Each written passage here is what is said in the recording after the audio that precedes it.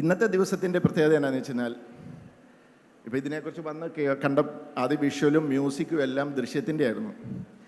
ഇന്നലെ രാത്രിയാണ് ഞാൻ ക്ലൈമാക്സ് എഴുതി ക്ലോസ് ചെയ്തത്.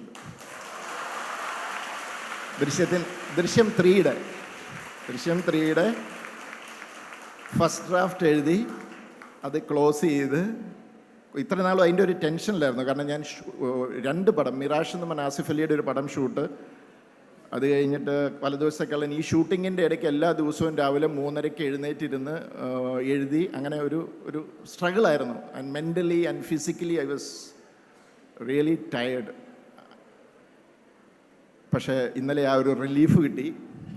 രാത്രി അത് എഴുതി തീർത്ത്. അപ്പോൾ ഇവിടെ വന്നു കഴിഞ്ഞപ്പോൾ എനിക്ക് ഭയങ്കര ഒരു ഇത് വന്നതെന്ന് വെച്ച് കഴിഞ്ഞാൽ, ഞാൻ കേട്ട മ്യൂസിക് ശരിക്കും ആ ദൃശ്യത്തിൻ്റെ ആ മ്യൂസിക് പ്ലേ ചെയ്യുമ്പോൾ എൻ്റെ മനസ്സിലൂടെ 1ഉം 2ഉം 3യും പോയിക്കൊണ്ടിരിക്കുകയാണ്. അപ്പം അതൊരു വല്ലാത്തൊരു ഫീലാണ്.